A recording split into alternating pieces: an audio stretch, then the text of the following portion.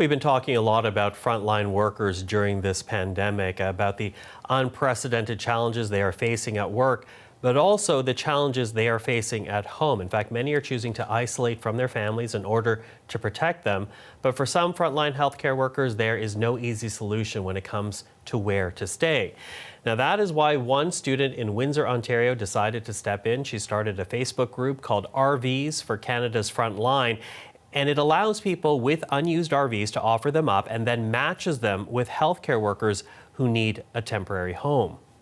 Well, to talk about this, we're now joined by Ashley Oriette. She is the founder of that Facebook group, and we're also joined by Hilary Ryle, a nurse who has used the service. And I should also mention here that Hilary has just finished an overnight shift at the retirement home at which she works. So thanks for staying up for us, Hilary. Both of them joining us in Windsor, Ontario. So Ashley, I'll begin with you because this Facebook group is your brainchild.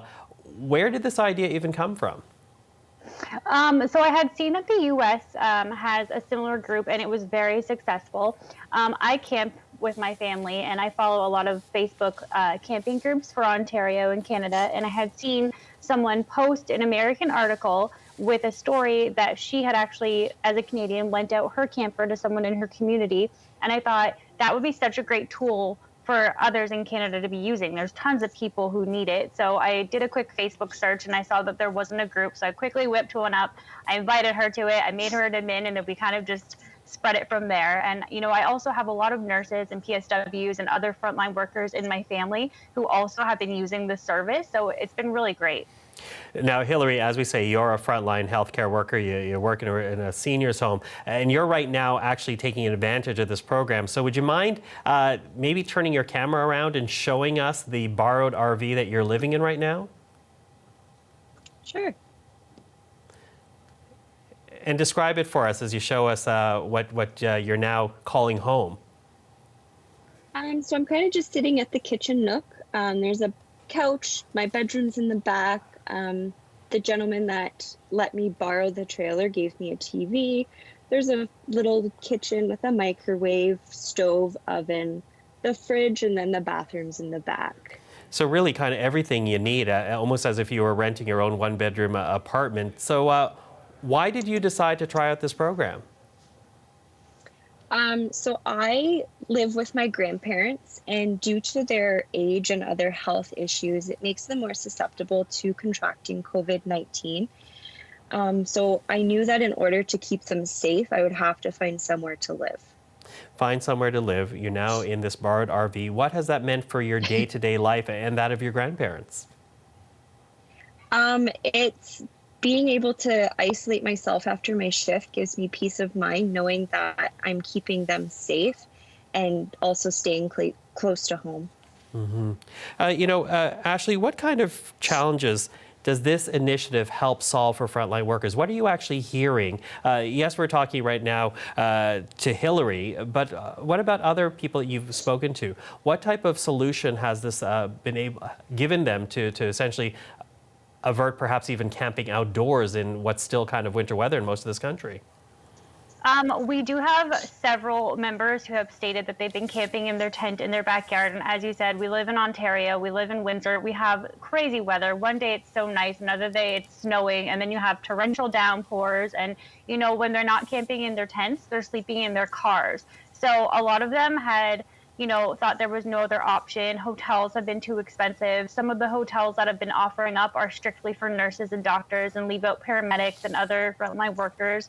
So, we kind of have been having this solution, but the demand is so high. So we've been trying really hard to get across Canada everywhere saying, if you have a camper, please consider loaning it to us. We know it's your baby, your home away from home, but it would really mean so much to other people who are requiring it right now. And it gives them a bit of a peace of mind at the end of the day when they're done their shift, and it's one less thing they have to worry about. So what kind of gratitude are you hearing? What type of relief are you hearing from people that are taking advantage of this program?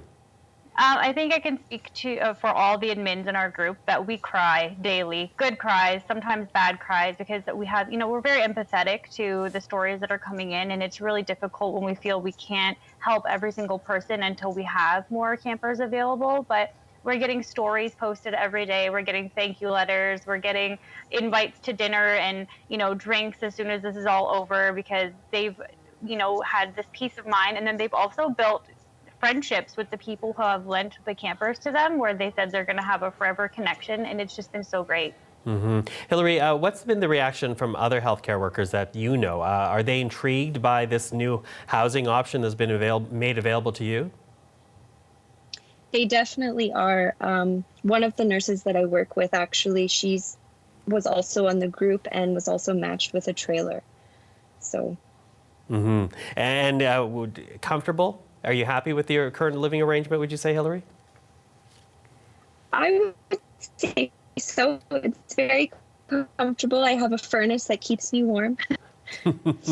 And so, Ashley, where does it go from here? Because to my understanding, so many people have signed up because there are, we have to say, a lot of Canadians out there that have heard the story, frontline workers. They want to help out. Perhaps they didn't even consider this option until they heard from you. So where does this go from here?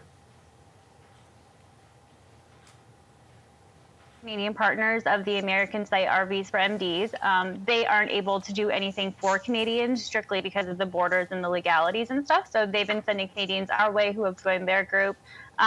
We've been spreading and trickling nationally, which has been great. We've had a lot of partnerships with dealerships where they've approached us and said, we will give you access to our database and what we have. And you tell us what you need and we will go deliver the trailers. So that's all been great. And even like local businesses for dumping the black and gray tanks, they've stepped up to and said, we will literally only charge the cost of getting rid of the waste and the cost of our fuel.